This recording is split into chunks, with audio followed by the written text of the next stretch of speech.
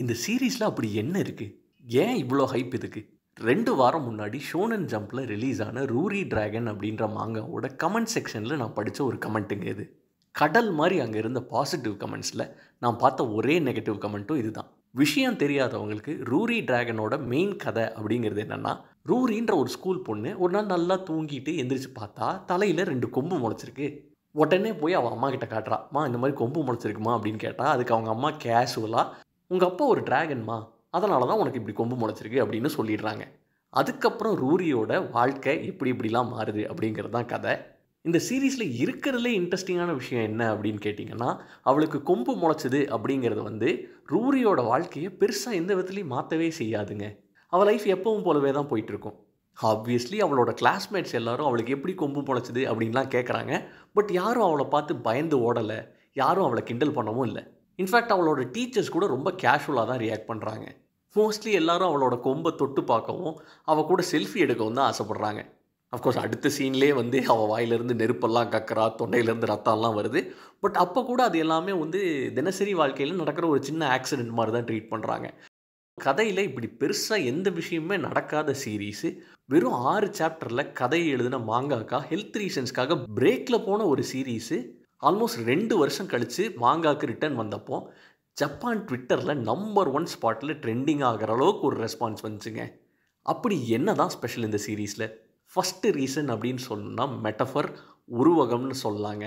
கதையில் பேசப்படுற ரூரியோட 2 கொம்புகள், அவளுக்கு வர டிராகன் பவர்ஸ், இதெல்லாம் ரூரி எல்லார் மாதிரியும் இல்லை, அவள் கொஞ்சம் ஸ்பெஷல் அப்படின்ற அர்த்தத்தை காட்டுறதுக்காக இருக்கலாம். ஒரு மாற்றுத்திறனாளியிலேருந்து ஒரு பார்ட்டி நடக்கும்போது ஐயோ சாமி நான் வீட்டுக்கு போகிறேன்டா அப்படின்னு சொல்லி போர் அடித்து உட்காந்துட்டு இருக்கிற இன்ட்ரோவர்ட்ஸ் வரைக்கும் ரூரின்ற கேரக்டர் யாராக வேணா இருக்கலாம். அந்த பாயிண்ட்டை ஹைலைட் பண்ணி காட்ட ஒரு பெஸ்ட் எக்ஸாம்பிள் இந்த சீரீஸில் ஒரு டீச்சர் ரூரி கிட்ட சொல்கிற ஒரு டயலாக் தாங்க. இந்த சொசைட்டியில் வித்தியாசமாக இருக்கிற ஆளும் நீ இல்லை, கடைசி ஆளும் நீ இல்லை. கண்டிப்பாக ஒரு ஆள் வித்தியாசமாக இருக்கிறத பிரச்சனையாக எடுக்கிறதுக்குன்னு ஒரு கூட்டம் இருக்க தான் செய்வாங்க. பட் இங்கே அது எல்லாத்தையும் மீறி நம்ம எல்லாம் ஒன்றா சந்தோஷமாக இருப்போமே அப்படின்னு சொல்லி கேட்குறாரு. ஸோ கண்டிப்பாக ரூரியோட கொம்பு, ரூரியோட டிராகன் பவர்ஸ் இதெல்லாம் சாதா மக்களை விட வித்தியாசமாக வாழறவங்க யாரை வேணால் குறிக்கலாம் அப்படின்ற ஒரு உருவகமாக இருக்கலாம். அண்ட் நம்ம வித்தியாசங்களை மீறி நம்ம எல்லாரும் ஒன்றா வாழலாம் அப்படின்னு சொல்கிற மெசேஜாகவும் இருக்கலாம். இந்த மாங்கா அவ்வளோ பெரிய ஹிட் ஆனதுக்கு இன்னொரு காரணத்தை பார்க்குறதுக்கு ஃபஸ்ட்டு இயாஷ்கே அப்படின்ற ஒரு வார்த்தையை பற்றியும் நம்ம பார்க்கணுங்க.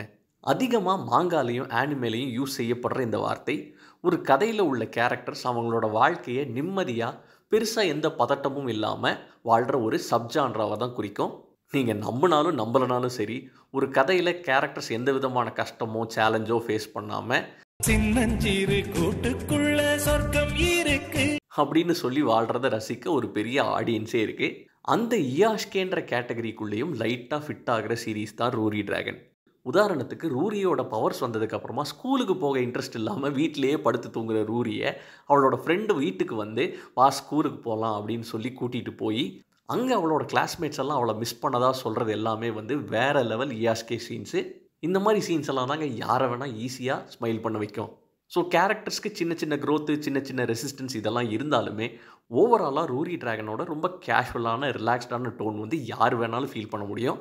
சுருக்கமாக சொல்லணுன்னா, நீங்கள் ஒரு கதையில் நிறைய உள்ளர்த்தங்களோட ஆழமான மெசேஜஸ் இருக்கணும்னு ஆசைப்பட்றவங்களா இருந்தாலும் சரி, கதையெல்லாம் வேணாம்ப்பா அந்த வைபு மட்டும்தான் முக்கியம் அப்படின்னு சொல்கிறவங்களா இருந்தாலும் சரி, 2 ஆடியன்ஸுமே போதுமான அளவுக்கு திருப்தி பண்ணுற விஷயங்கள் ரூரி டிராகனில் நிறையா இருக்குது. அதனால தான் ஜப்பானில் இப்படி எல்லார் மனசுலையும் இந்த சீரீஸ் இடமும் பிடிச்சிருக்கு.